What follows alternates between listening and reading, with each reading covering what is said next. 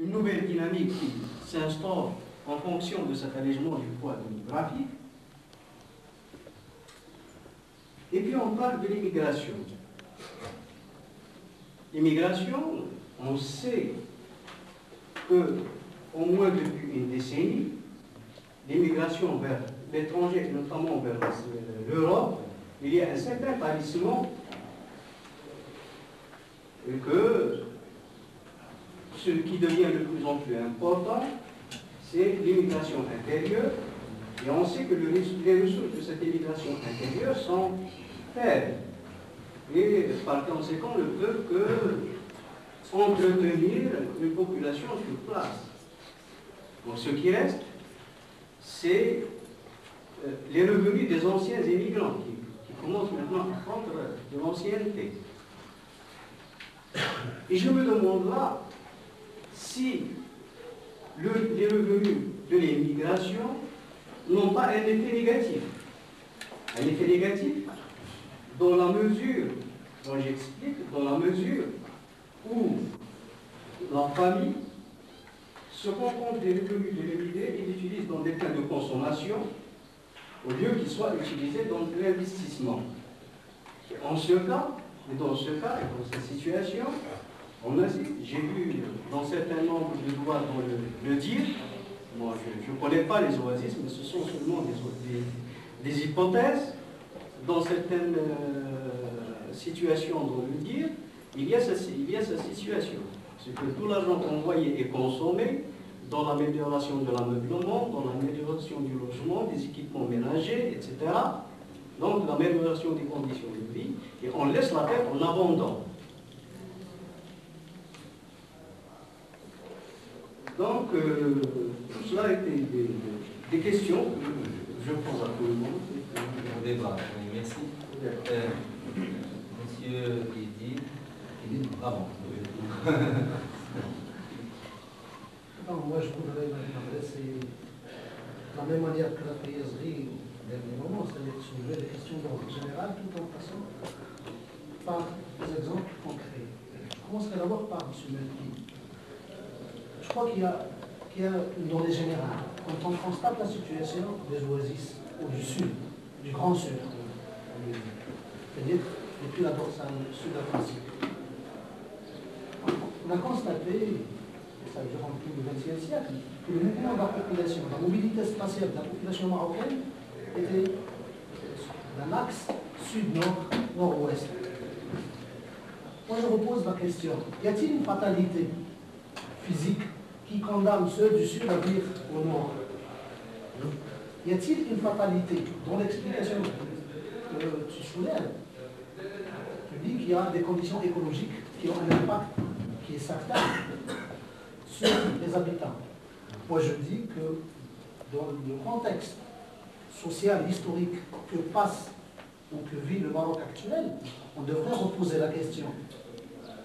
Est-il nécessaire qu'on déloge cela d'une manière volontaire ou obligée à ce qu'ils viennent s'installer à Fès ou à Casa ou ailleurs?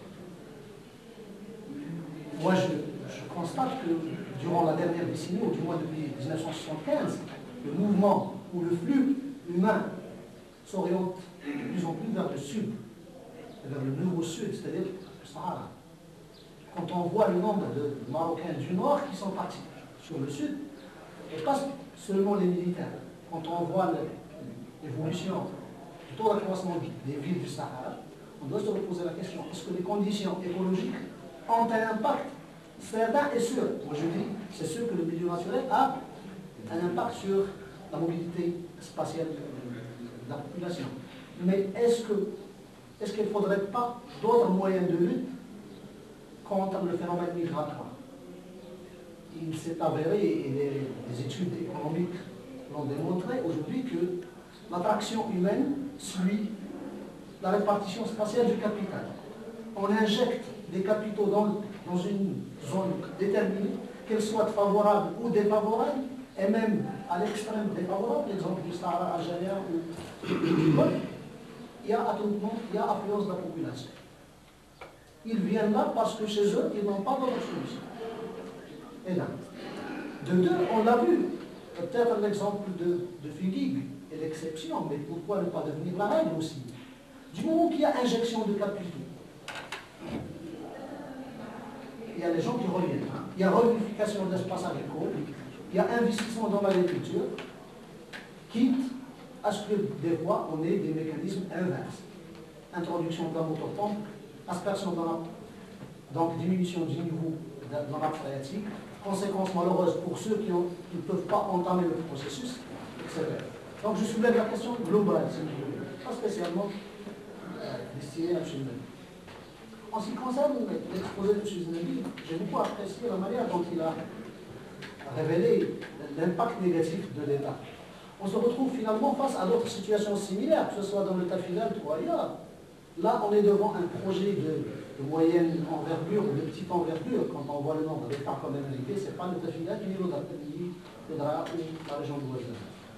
Mais n'empêche, même à un niveau minime, l'effet négatif est clair. Seulement, moi, je voudrais peut-être avoir des explications plus. Pourquoi ce choix? Pourquoi on a choisi un seul douar et on l'a alloti en aménagement hydro-agricole moderne, au dépend des autres? Est-ce qu'il n'y a pas des facteurs explicatifs qui n'ont pas été soulevés dans l'exposé? Moi, je pense plutôt à une explication d'ordre politique. Est-ce que le représentant du douar n'est pas en même temps le président de la commune rurale ou un conseiller ou quelqu'un qui est situé là-bas au niveau soit du service technique, c'est-à-dire hydraulique, soit aussi dans notre niveau politique? Est-ce que la structure foncière ne pose pas un problème? Est-ce qu'il y a un problème technique auquel on n'a pas trouvé de solution pour amener l'eau aux autres, puisqu'on a construit un barrage, il fallait répartir quand même l'eau chez les autres. Et si, d'après ma vision, l'échelle est quand même, c'est-à-dire que Teznari, Ksba et les autres doigts ne sont pas assez éloignés du barrage. En ce qui concerne l'exposé de ZAR, moi je voudrais reposer la question aussi au niveau global. Dans ces régions, on dit défavorisées, où la situation écologique est très précaire, quel choix technologique adopter? Est-ce qu'on veut donner des possibilités d'action aux habitants de ces zones pour qu'ils puissent exploiter leur milieu avec une certaine harmonie, que ce soit au niveau des techniques de culture ou des types de culture apparatifs? On constate actuellement que dans toute la région de Missour, il y a une extension de plus en plus grande des plantations fruitières, notamment les rosaces. C'est un exemple qui, au niveau technique et au niveau économique, est une réussite. Mais au niveau social, le processus est catastrophique. D'autre part, la majorité des exploitations se créent sur des terres dont le statut juridique n'est pas très clair. On parle de terres de jma, de terres collectives, mais en fait, ce qu'on voit sur le terrain, c'est une appropriation de fait, soit par tout le groupe, soit par des éléments qui ont un certain rôle social ou politique. L'introduction du tracteur comme choix technologique a eu des résultats néfastes, c'est sûr et certain. Mais là, moi je ne discute pas en tant qu'écologiste, moi je discute en tant qu'économiste, en tant que gestionnaire d'une société qui a des problèmes et qui doit les affronter. Alors quel choix technologique choisir? Mais dire qu'on est contre le tracteur parce que le tracteur a des conséquences néfastes, moi je ne suis pas d'accord. On peut peut-être trouver une autre alternative qui, au niveau technologique, pourrait résoudre le problème. Mais avoir une perception néfaste de la technologie moderne juste parce qu'il y a eu des résultats qui sont défaillants, par manque de choix, par précarité de la situation juridique aussi. J'utilise le tracteur parce que le tracteur me permet de labourer en une journée ce que la charrue traditionnelle ne me permettrait pas. Et comme c'est une course pour une appropriation de fait, le meilleur armé est le premier arrivant, ou le plus grand gagnant. Donc, pour moi, le choix technologique il est très important, d'autant plus que le phénomène de l'exode est très important. Et qu'on a créé en toute pièce un centre qui n'a de ville que le nom, en fait. Quand on voit Missour, c'est un village. À la rigueur, il n'y a même pas le minimum vital d'un centre urbain. Et pourtant, avec l'arrivée des services, on a créé un processus qui n'a aucune base solide au niveau économique. Merci. Merci. Merci, M. Didier. la question, enfin, la parole à M. Cheftawi, brièvement s'il vous plaît. مداخلتي سوف تنقسم إلى 3 استلاحات أو بعبارة خاصة الأدبي والتحليل. بالنسبة للسؤال الأول موجه المداخلة الأولى بالنسبة للتحليل الاقتصادي التاريخي لمنطقة الترفيهات، وبالنسبة للتراكمية للقصور التي أعطيت دون المعرفة المعيارية التي اعتمدت في عملية الترتيب. إذا بالنسبة لهذا المعطى، بالنسبة لسجل المسألة يلعب دورا تنظيميا وهيكليا بالنسبة للمنطقة كلها، بل تعدتها إلى تلمسان إلى فاس إلى مناطق أخرى، بل أنها كانت قبلية لفاس. هذه النقطة الأولى. إذا إلى أي حد يمكن أن نحليها كجغرافيين في إطار تاريخي، يعني دور سجل المسألة في هذا الإطار. ثانيا بالنسبة للتراتبية طرح السؤال بالفرنسية وأفهم جيدا الفرنسية لكن النطق ولكن سأتأكد. بالنسبة لسجل المسألة وصفها المسعودي بأنها وصف المسيرة من رأس الشارع إلى آخره بنصف يوم، يعني بما معدل 6 ساعات، ومعدل المشية 6 ساعات أو 3 كيلومترات. إذن 6 مضروبة في 3 تساوي 18 كيلومتر. النتيجة إذن أن أن شارع سجل المساء آنذاك كان طوله هو 18 كيلومتر، أي من تحسنوت المنصورية إلى طرب عصام حتى إلى بالتحليل المجالي للمنطقة. رأينا شركات اقتصادية في هذا الباب كشركة المقرين التي كانت متواجدة في سجل المساء ولها شركاؤها في كل من تلمسان، في كل انفاس، في كل معطيات أخرى في إطار الهيكلة التجارية. هذه كانت نقطة أولى. أما عن أسباب اندثار سجل المساء فهناك عوامل بشرية سياسية وعوامل طبيعية تضافرت فيما بينها لتقضي على سجل المساء، لكن القضاء لم يتم اقتصاديا. وأقول هذا لأن الراشدية لا تلعب الدور الاقتصادي الذي تلعبه الرسالة حاليا من خلال دراسة ميدانية وهجرية سنة 90 من حيث عدد الشاحنات، من حيث التوزيع، من حيث الإشعاع إلى آخره. إذا أرجع إلى النقطة ديال تراكمية القصور. القصور العلوية الآن أطرح تساؤل: هل هي عادية أم لا زالت تؤدي وظيفتها كما كانت؟ أقول بكل بساطة إنها عادية، بخلاف باستثناء الرسالة. الصرف الرسالي الموجود بالنسبة لولاد عبد الحليم وظيفتها كسائر وظائف القصور الأخرى، فأقول بأنه قصر عادي باستثناء الآثار التي لا زالت وعرضت عليها في الصور. كذلك الشأن بالنسبة للفضة التي كانت قيادة فوق الاستعمار. ثم هناك قصور تاريخية أخرى مهمة جدا: إيران، زاوية القاضي، المعركة بالنسبة لأوفوس. إذا هذه القصور لا بد من الوقوف عليها وتبيان معطياتها. وأقول أن التراتبية حاليا بالنسبة للقصور أظن أنها تراتبية اقتصادي أكثر ما هي تراتبية بنائية. إذا أرجع للنقطة، فهناك كريستالير عالج الموضوع وليس الفرنش بوب في مجلة بتاع ايكونوميكي سوسيال دي ماروك درس التراتبية الاقتصادية لقصور تبيلة وضرع وخرج بخلاصات لكنها لا تخالف ما يوجد في المجال. هذا النقطة الثانية. النقطة الثالثة أوجهها إلى المتأخر الثاني والأخير. سؤال مباشر إذا بدون تحليل. نعم. تعرف منطقة ميسور كثيرة من مناطق أطلس المتوسطية تحولات اقتصادية اجتماعية خطيرة للغاية عن طريق الاستحواذ العقاري الذي يتم من طرف البرجوازية، مما يؤدي إلى طرد العناصر البسيطة من السكان، وهذا الطرد ينعكس على المنطقة. فما هي الإمكانيات التي وفرتها ميسور لهؤلاء المهاجرين الذين سمعنا عن هوامش في ميسور؟ إذا مدينة صغيرة يفد إليها آلاف المهاجرين، فما هي الإمكانيات التي وفرتها؟ هذا يمكن أن يطبق على أرفود عبارة نفسها. هذا السؤال يمكن في سياق واحد كله. إذا هذا السؤال الثاني كتعقيب المالكي هو أن هذه الهجرة التضامنية الأسرية وضعت لنا شبكات. بعبارة أخرى أنه إذا قمنا بالدراسة للقصور الفلانية ككل نجد أن هناك نسبة مهمة توجد في مدينة دون غيرها لقصر معين.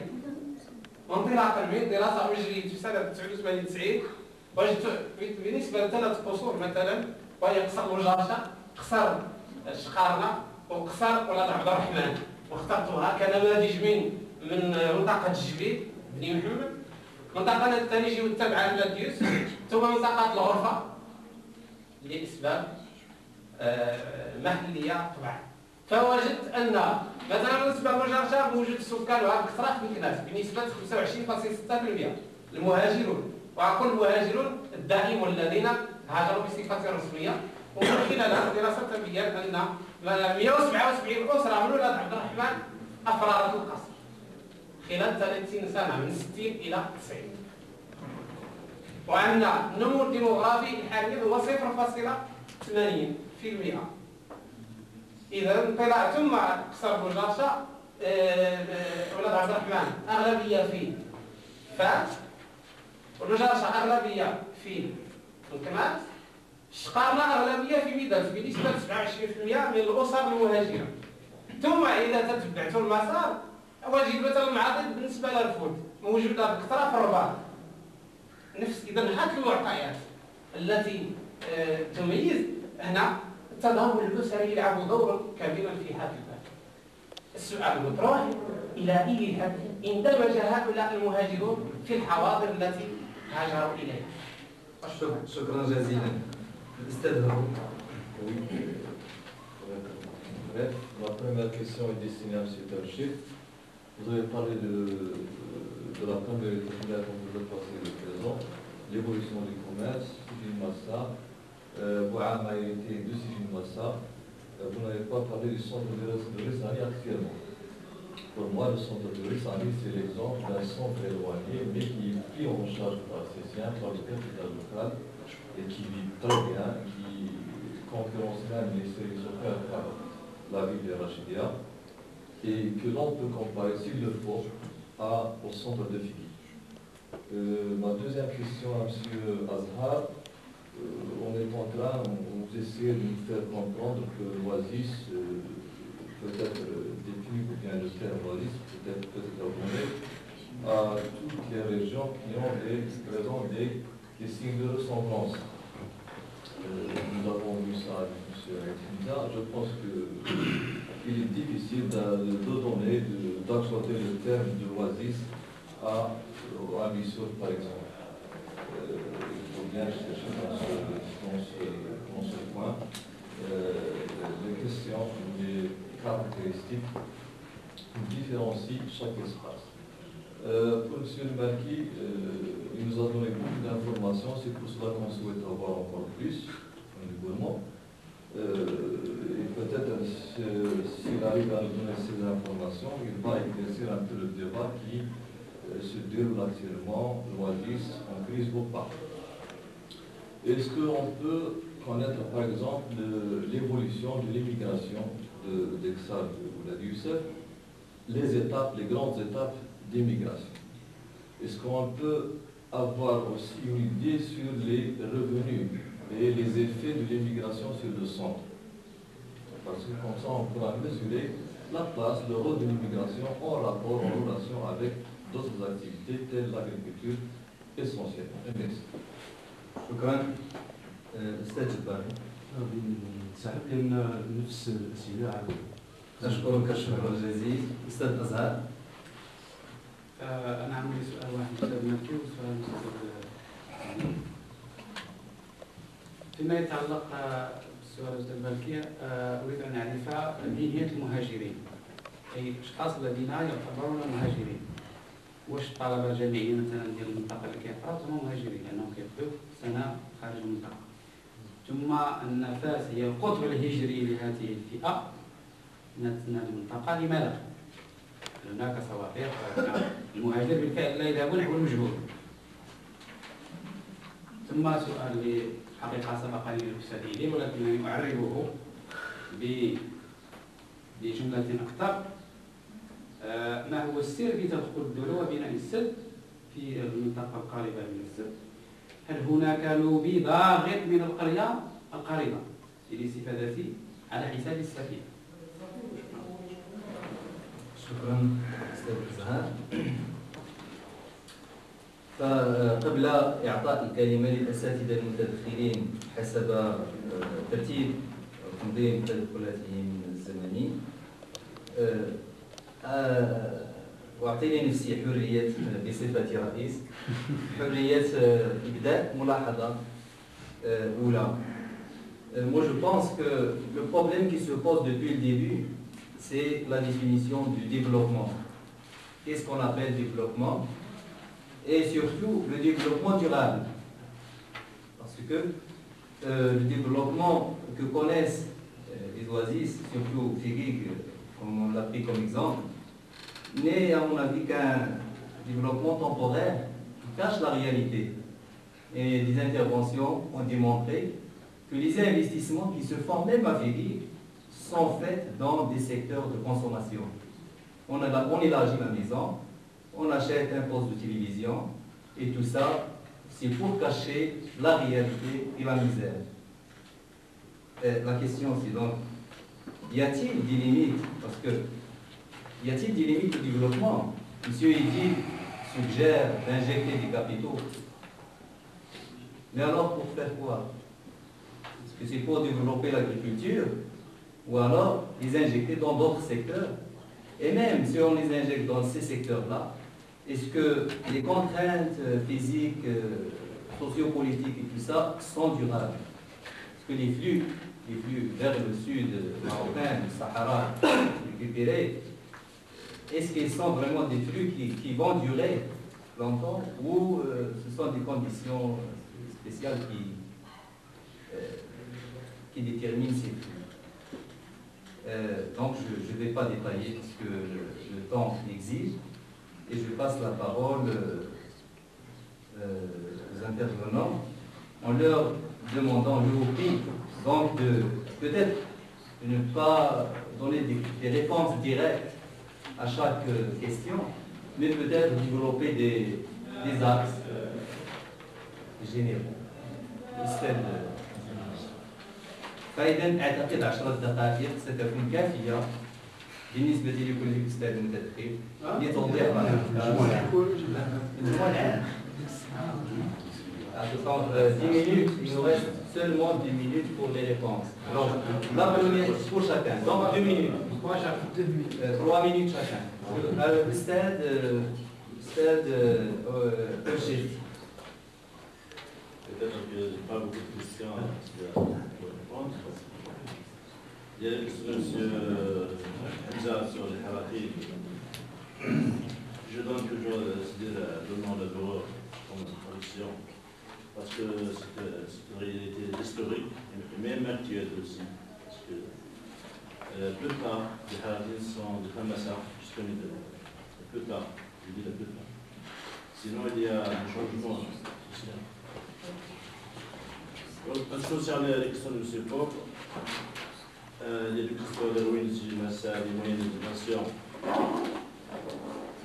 Je pense que les recherches archéologiques à Sidi Massa sont encore sont pas beaucoup, c'est-à-dire peu de recherches. Il y a les recherches italiennes 1971-72, les recherches marocaines 1974, les recherches américaines 1988, et cette année aussi. La datation, c'est difficile à dater les ruines de Sidi Massa, parce que c'est un site qui a beaucoup d'étapes de construction, de reconstruction, d'identification, tout ça. Seulement, je pense qu'on a toujours les mêmes moyens de datation de l'archéologie. Il y a d'abord les coupes stratigraphiques, il y a les monnaies, il y a la céramique, puis il y a la comparaison entre le site de Sidi Massa et d'autres sites contemporains comme Oda Ghost. La deuxième question, les raisons de la disparition du CGMSA. Je pense que le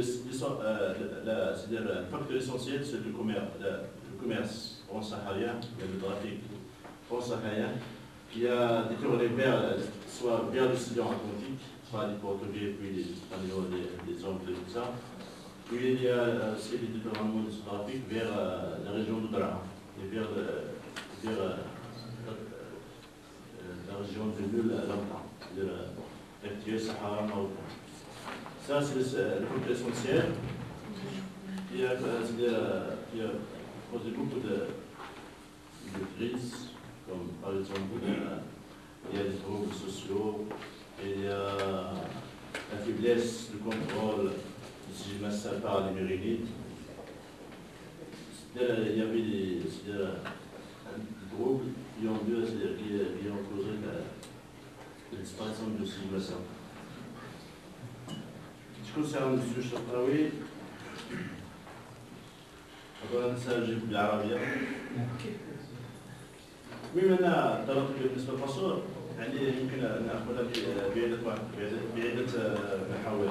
يمكن أن تفسر أنت كما فسرتها يعني السيرة الاقتصادية. يمكن أنا كعالم يعني كباحث أثري أن أفسرها بطريقة أخرى من حيث غناء قصر من حيث يعني من حيث ما يسمى بالزخارف والنقوش زخرفية.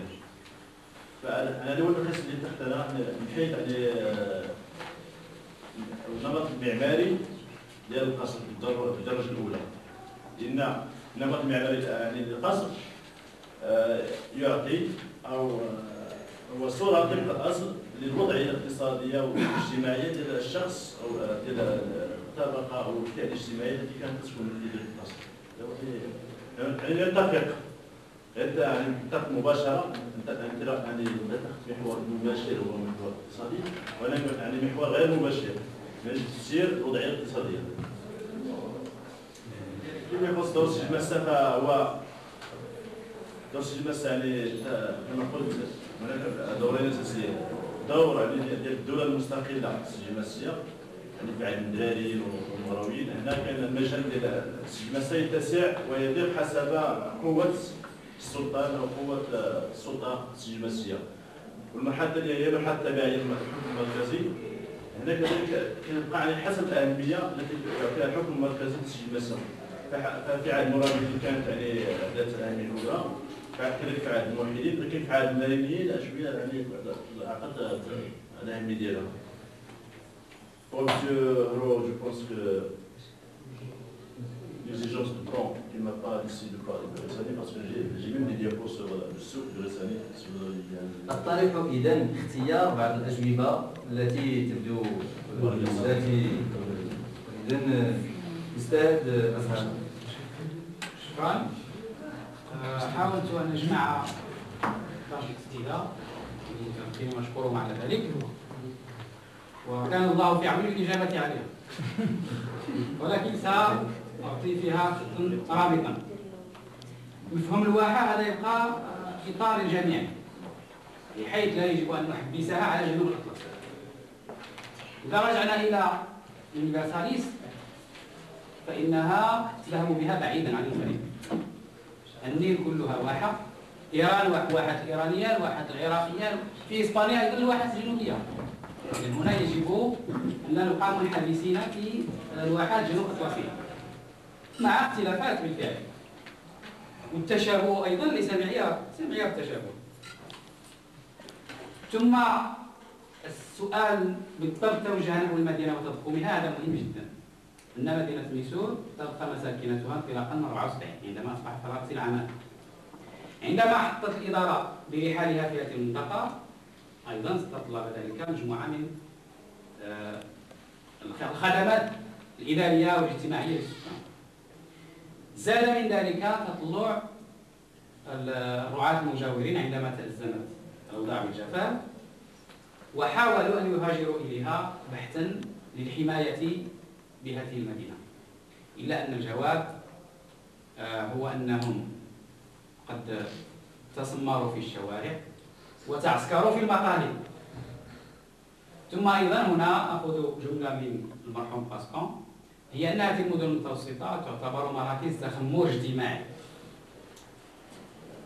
تتخمر فيها الطبقات هناك للتحرك إما داخليا وإما التوجه نحو مراكز أخرى. وشكرا. شكرا على التركيز خاصة. الكلمة للأستاذ مالكي.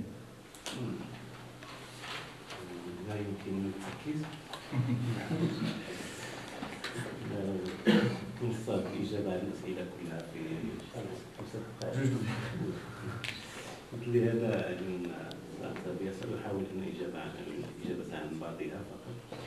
بالنسبة ليتحملوا ابن هذا القضية ديال علاقة السكان بالبناء أو أن المعمار يؤثر على العلاقة، هذا فقط تفسير، هذا محاولة مني قد يكون فرضيا لكثير معين. إننا نفسر تعاطي الناس للبناء الفلاحيين للبناء بتأثير المعمار ديال القصر.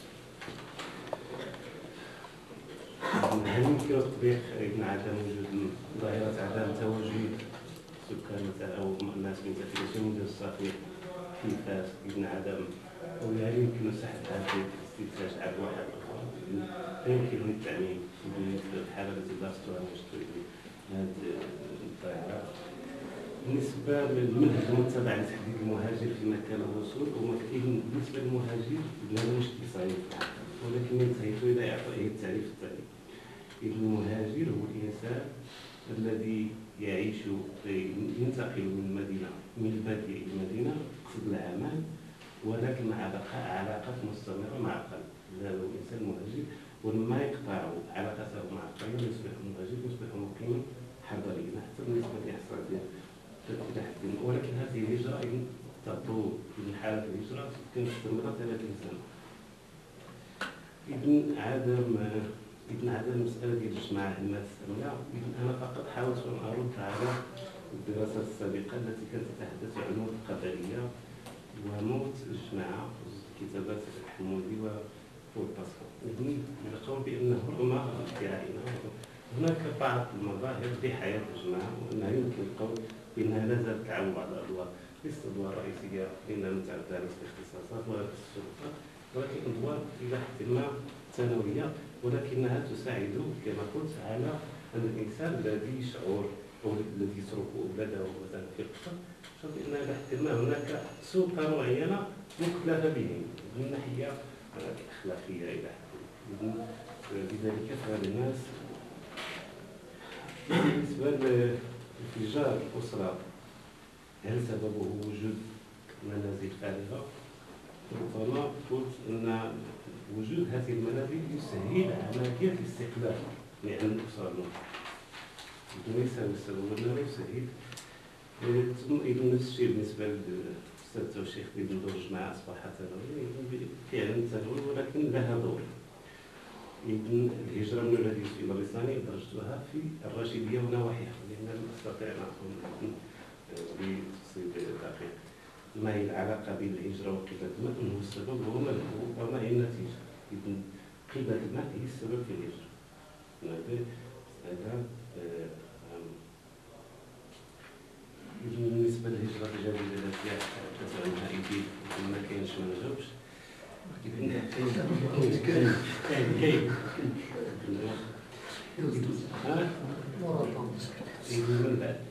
بالنسبة للهجرة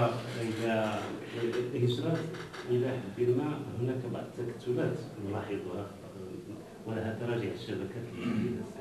هناك شبكة هجرية رجل الأخوات الطبيب وزاكسر، وهو الذي يوجه المهاجرين يتبعون الشبكة الموجودة في بعض الأحيان. مثلا أن هناك هجرة كبيرة بالجرير، وهذه ظاهرة غريبة. لماذا بالجرير؟ كانت تتبنى شي قاعدة عسكرية تما وكانوا تيخدموا فيها كل شيء مشاو بالجرير، ثم لما انتهت القاعدة كل شيء عاود رحلوا مشاو للرباط مشاو للآخر. هناك ظاهرة أخرى، هذه القضية ديال تعاطي المهاجرين تسميتها كاين فاس في الصيف كنا تنديروا واحد الدراسة واكتشفنا شخصيا واحد الظاهرة غريبة، هي استيلاء أو تواجد سكان قصر معين في أو كنا نعتقد أنه في البناء، ولكن بسبب الدراسة وجدنا أو خلال بعض الأبحاث وجدت سكان قصر شرف بحاج كلهم يتعاطون للوظائف المادية. إذن فكلفت إذن طالب بقيام بدراسة سيدنا القصر العراقة مازال في الدراسات وغادي نحاولوا نشوف إذن لماذا هذه العراق إذن لماذا انتقل كل هؤلاء الأفراد استولى على فندق القلعة الكبرى كله ديال شرف بحاج في 52 حانوت كلهم شرف بحاج. إذن كلهم هذا القصر إذن غادي نحاولوا إذن هم المهاجرون إذن الشباب الذكور المهاجرون هم الشباب والذكور. لماذا القطب هو فاس؟ أنا أفسرها بالعلاقة التاريخية بين فاس وسفينة. هذا الشيء حاولت أن أفسره في إذن الهجرة إذن في اعتقادي ظاهرة سلبية. إذن الناس الآن يتحدثون أو يعتقدون أنني لما كنت أتحدث عن هذه الظاهرة حاولت أن أقول بأن ظاهرة سلبية. لا ظاهرة كل حراك مجالي هو مؤشر على التقدم. إذن كل حراك للناس وانتقاله من مجال آخر إذن كما يقول علماء الأنثروبولوجيا إن الحضارات تتقدم بالحراك. إذن لا يمكن أن نتصور تقدم اجتماعي دون أن يكون هناك حراك جغرافي للسكان وانتقالهم من مكان آخر. استسمح لي تدخل من جديد أستاذ مالكي. نظرا في الخاتمة. إذن الهجرة لها جوانب إيجابية أخرى تساعد على تحديث مجتمعهم. ولذلك بدا البارحة الحديث كان عن لو شونجمون إلى آخره بالنسبة لي.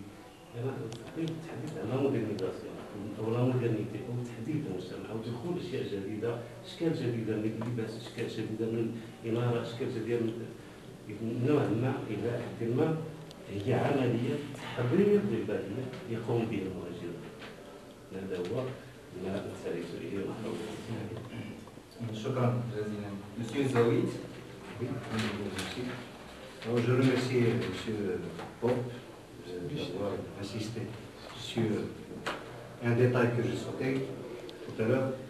Alors, il s'agit de la relation entre Khtara et irrigation, comme il s'agit de la diffusion du pompage et ce qu'il a touché le secteur traditionnel. Alors, pour ce qui est des Khtara, je dirais tout d'abord que l'oasis là, c'est une oasis qui n'est dotée que d'un alluvien. Donc, dans l'alimentation, se fait à partir des eaux de crue. Les crues de ces principaux oueds qui sont Tsengefa et l'oued de Fukla. Pour Tsengefa, il dispose d'un aquifère atlantique, mais qui est totalement prélevé dans les hauts plateaux, qui bordent l'oasis. De même pour l'oued Soudra. L'oued Soudra, en gros, est exploité par l'oasis de Tinré. Donc, la nappe perforée, comme nous avons dit tout à l'heure, et dont les prélèvements par motopompe sont très importants, ont diminué de l'importance de la gravité capillaire des eaux, ce qui a ramené un abaissement de la nappe. Et pour les Khtara, la relation existe là. Les Khtara se subdivisent en deux parties, deux groupes.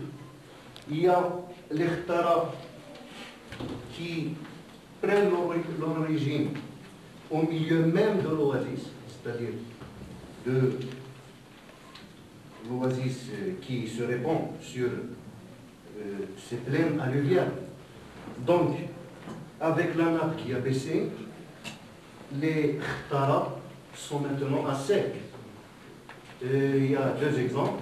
Il y a une Khtara sur la pluie, il y a une autre Khtara qui relie le même que ça presque aux alentours avec le centre de Tinjder et qui ne fonctionne plus, qui est à sec même aujourd'hui. Et une autre catégorie de Khtara, parce que quand on parle de l'oasis Fukla, c'est l'ensemble de toutes ces palmeraies. Donc une partie est drainée par les khtara qui sont issus au sein de l'oasis elle-même, et une autre partie est drainée par les khtara dont les sources se trouvent aux alentours. Mais comme nous avons dit tout à l'heure, systématiquement, puisqu'il y a un abaissement de la nappe, donc ces khtara-là, elles aussi, ont un. Est-ce que le pompage a touché le secteur traditionnel? Je dirais que le pompage, tout d'abord, au début, a été l'objet des gens, des grands propriétaires, c'est-à-dire des gens qui ont les moyens, qu'ils ont rassemblés ou par les revenus qui sont constitués par les revenus de la main-d'œuvre à l'étranger ou de la fonction publique. Donc c'est un autre côté qu'il ne faut pas oublier. Mais cette innovation s'est répandue en tache d'huile et il a touché même le secteur traditionnel. Le secteur traditionnel qui s'est basé sur le pompage, premièrement pour irriguer, pour l'irrigation, mais aussi pour obtenir de l'eau potable. Parce qu'il n'y a plus d'eau, les eaux météoriques. Et les lauréats. Les lauréats. Non, il y avait des puits traditionnels? Oui. Alors, il y avait des puits traditionnels qui ont été délaissés, qui ont été réaménagés et qui sont maintenant remis en fonction une deuxième fois. Mais leur débit reste sans importance comparé par exemple au prélèvement fait par pompage. Pour la question qui a été posée à tout le monde par M. Yazri, je dirais que est-ce qu'il y avait une diminution démographique des oasis? Non. J'ai fait le calcul pour toutes les communes rurales qui constituent l'oasis de Tsefilet, et entre 60 et 82, j'ai remarqué qu'il y a un accroissement positif de toutes ces oasis, voire même que certaines de ces oasis dépassent le taux d'accroissement annuel du monde rural marocain, entre 60 et 82. Est-ce qu'il y a une concentration des propriétés? Oui, il y a tendance actuellement à une concentration des propriétés. Cependant, comme nous avons dit, le fait psychologique, le souhait de revoir un jour ce paysage en fonction, en exploitation, laisse toujours les gens attachés à leur terroir. Les revenus, bien sûr, comme je viens de dire, il faut distinguer entre les revenus de la main-d'œuvre à l'étranger et ceux de la fonction publique, parce que ce sont les deux principales ressources utilisées dans cette oasis. La dernière question qui a été posée, l'utilisation des techniques modernes et leur impact sur l'exploitation agricole, il faut dire que le pompage s'avère négatif pour les oasis et même des conseillers, car les prélèvements effectués dépassent de très loin les quantités reçues par les nappes. Donc ce qui entraîne par la suite une désertification totale du finage, comme c'est le cas de l'oasis, là, comme je viens de le démontrer. Le tracteur, au contraire, je crois que pourrait l'admettre parce qu'il compense, grosso modo, le manque de main-d'œuvre qui est mis, comme vous avez dit, qui touche surtout les principales forces de travail, qui est la jeunesse dans ces régions. Merci. Je passe enfin la parole à J'ai une dernière, une toute petite intervention. C'est pour, en ce qui concerne l'émigration. Je crois que tout le monde s'est posé la question pourquoi les gens d'une telle région émigrent vers une ville proprement dite ou un centre urbain bien désigné. Je crois que la théorie de Hagerstrand, la diffusion de l'information, joue un rôle très important dans l'explication de ce phénomène. Parce que le premier qui visite une ville, qui y trouve du travail, qui envoie un peu d'argent à sa famille, tout de suite, la nouvelle se répand et on se demande où est-ce qu'il a immigré. Et je crois que c'est même une information qui explique pourquoi, dans les grands centres urbains, nous trouvons des îlots, mais des îlots assemblés, toute une population, et qui a tendance à appartenir à une même ethnie. Donc, parce qu'on se fait créer une deuxième fois les anciennes relations, l'ancienne cohésion sociale qui existe entre les gens, et d'autre part, il y a l'entraide sociale qu'il ne faut pas oublier. Et je vous remercie. Merci. Sûrement, M. Zainabi donnera ses réponses dans un délai minimum de 3 minutes. On doit...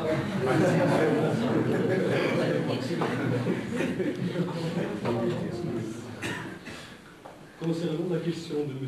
Koch relative à l'orientation des investissements des immigrés vers l'artisanat, je réponds très rapidement que l'essentiel des investissements des immigrés est orienté vers des secteurs qui ne sont pas productifs, notamment le bâtiment. Concernant l'artisanat, je crois que l'artisanat local est très très prospère. Alors il dégage des revenus très très et des excédents très très importants. Donc une partie est réinvestie à nouveau dans l'artisanat, d'où il n'y a pas nécessité de réinvestir ou d'investir des ressources financières qui ne sont pas nécessaires pour le développement de l'artisanat, étant donné que l'artisanat local est capable d'assurer lui-même le réinvestissement de ses propres ressources. فيما يخص السؤال الذي طرحه الاستاذ ازهر والاستاذ ايدي ويتعلق بالمكان الذي اختير لاقامه السد، هل هناك لوبي ضاغط او هناك تحويل للمشروع من منطقه الى اخرى؟ ساجيب بسرعه واقول بان منطقه تزنق عرفت هذا النوع من التحويلات، خصوصا فيما يتعلق بالمدارس، بناء المصحات، ولكن فيما يخص بناء السد اظن ان هناك عوامل طبيعيه حتمت اقامه هذا السد في هذا المكان. هذه العوامل الطبيعيه تتمثل في العامل الاول هو ان واد أمغا هو الواد الوحيد الذي يمكن من جمع وادخار مجموعه مائيه كافيه، وثانيا ان موقع السد لا يمكن ان يقام في اي مكان اخر باستثناء عاليه سد قصر التغذيه. إذا لم يكن هناك تحويل للمشروع من منطقة إلى أخرى، أو لم يكن هناك ضغط. ومسألة أخرى أن قرية تغذية بالمقارنة مع قرى أخرى توفر على ناس مسؤولين في سواء على صعيد العمالة أو على صعيد المركز، أنها لا توفر على الناس في مستوى المسؤولية قادرين على تحويل المشروع من منطقة إلى أخرى. فيما يخص السؤال الثاني الأستاذ عزيز المتعلق بالبنيات العقارية ودرجة ربما عرقلتها لمشروع الإصلاح الزراعي، فيما يخص البنيات العقارية أظن بأنها لم تشكل أي عرقلة، باعتبار أن الإصلاح أقيم على منطقة un terrain collectif qui appartient à l'ensemble de la population, d'où sa transformation en espace irrigué, ça n'a pas nécessité ça n'a pas constitué un ensemble d'éléments de blocage. فيما يخص السؤال الذي طرحه الأستاذ جرير متعلق بنسبة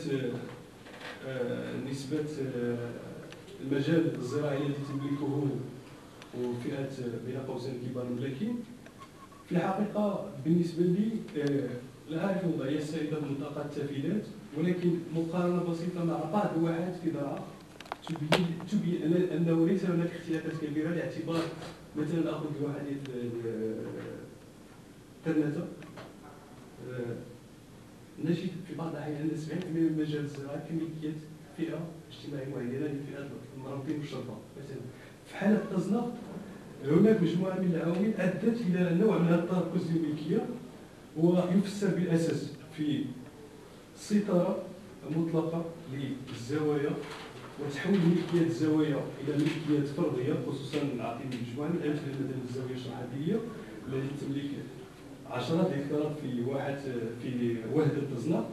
ثم عامل أساسي آخر هو استمرار أنظمة شبه لا أقول قيادية ولكن شبه قيادية قبل دخول الاستعمار بالمنطقة، مما أمكن هذه الأنظارات من الاستحواذ على مجموعة من الأراضي وتحويلها إلى أسمائهم الخاصة، مما أدى إلى تغيير نسبي لهذا القانون العقاري، ولكن ربما هو يتميز على بعض الواحات الأخرى، ولكن أرى له بعض سمات التشابه مع بعض المناطق في واحات الدرعا. وأعطيت مثال المناطق التي يتكاثر فيها المرابطين والشباب مثل قصر زويل البركة، قصر تندروت، حيث تصل أحيانا نسبة ملكية الأراضي من طرف هذه الجماعات وهذه الجهات إلى أكثر من 80%. فيما يخص عدد المضخات المائية، عدد المضخات المائية بمنطقة تزناق يبلغ 1200 مضخة مائية. شكرا. صحيح هذا هو الخطأ. كنت قبل فوق والصحيح هو Alfred Lepsch. Je suis pas fait là. C'est pas de vous qu'on parle, mais c'est de Alfred Lepsch. On le connaît. Alors, je pense que les questions qui se posent encore sont nombreuses, parce que le milieu d'Isoasis est un milieu complexe, sur le plan physique et sur le plan humain. Mais le succès de cette rencontre, justement, se traduit au niveau de l'état de question qui a été mis sur la table et posé sur la table.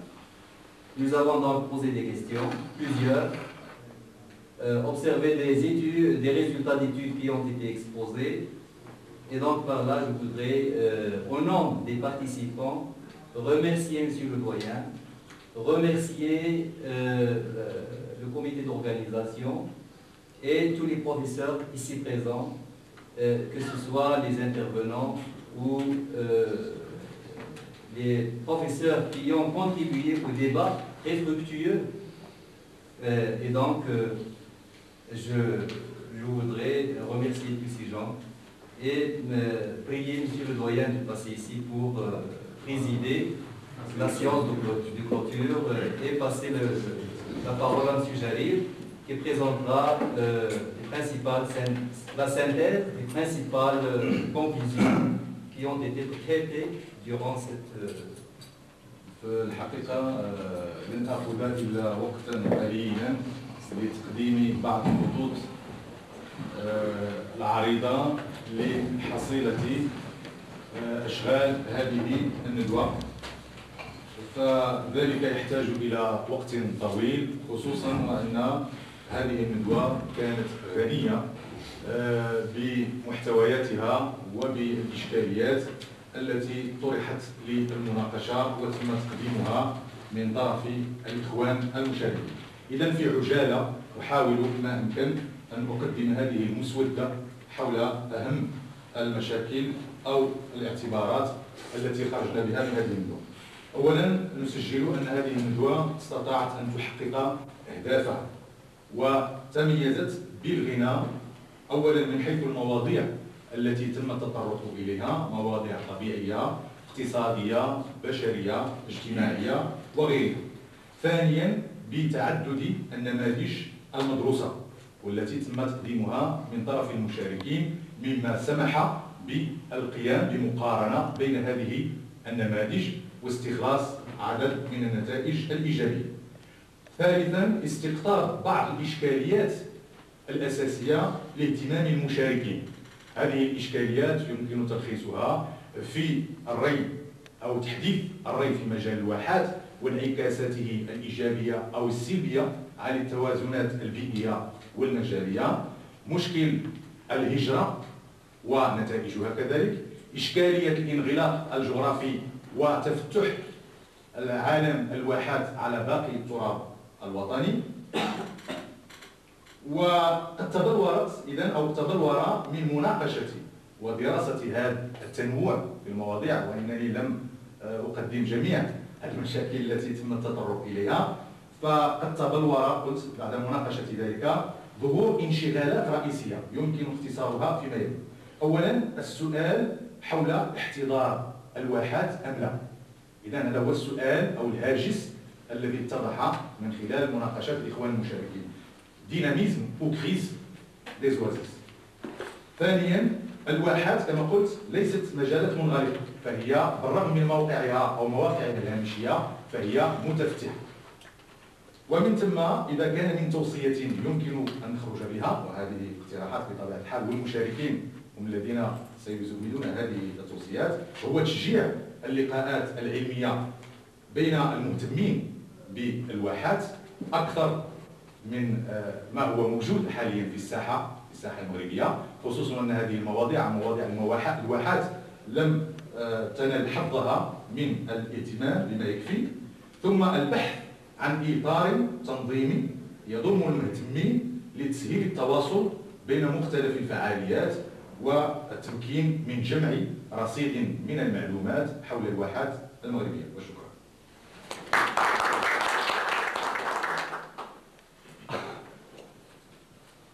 بسم الله الرحمن الرحيم. زملائي الأعزاء، إنني أختتم هذه الندوة في الواقع بارتياح كبير، وهذا ليس لأنكم كنتم عبئا علينا، بل بالعكس، لأن الكلية كانت تنتظر بشغف كبير عقد هذه الندوة منذ أكثر من سنة، ولقد تم تأجيلها مرات عديدة، وآخر تأجيل تم بعد وصولكم إلى هنا، وهو تأجيل الرحلة إلى تافيلال إلى الندوة القادمة إن شاء الله.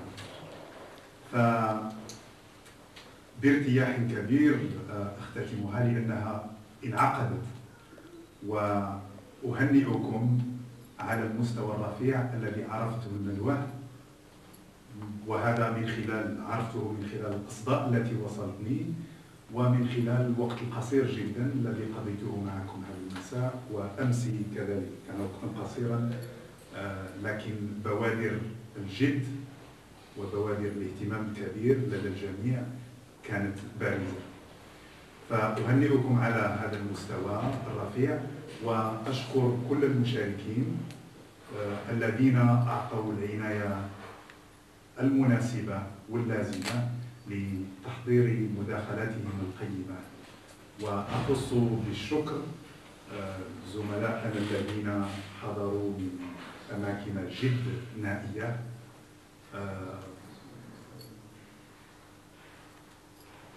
وسأخصص لهم الشكر في النهاية.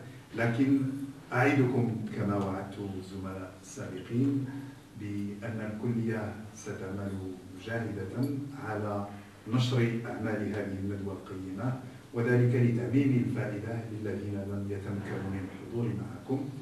فالرجاء ترك مداخلاتكم مع اللجنة المنظمة قبل ترككم لمدينة مكناس. فمرة أخرى هنيئا لكم، وأتمنى لكم عودة ورجوعا آمنا وسليما، وإلى لقاء في فرصة أخرى. Je voudrais remercier spécialement nos collègues qui se sont déplacés de très loin, surtout M. Pop, M.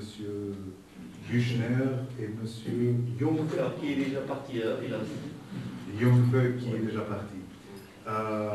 Et comme j'ai dit à nos collègues arabophones, qu'on s'excuse des reports. On a trouvé aujourd'hui une solution très efficace. Bon, c'est vous que...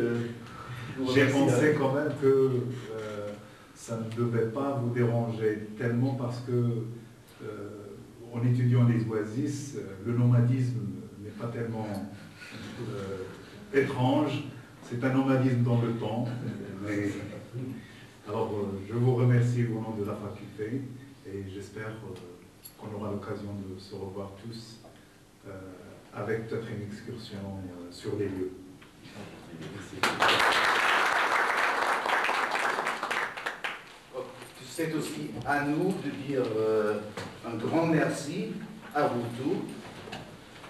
Nous nous trouvons dans une situation un peu délicate, parce qu'on comprend presque la moitié. Qu'est-ce qu'on entend, qu'est-ce qu'on voir dans les oasis, mais dans la situation d'un aveugle. C'est nécessaire de se sensibiliser, de voir les petites choses et de poser des questions très curieuses que peut-être les autres sursautent. Ça, c'est notre chance de travailler avec vous et de poser des questions, peut-être de notre point de vue, qui est peut-être pour vous aussi intéressant à suivre. Alors, mes collègues marocains, c'est nécessaire de travailler ensemble. Merci.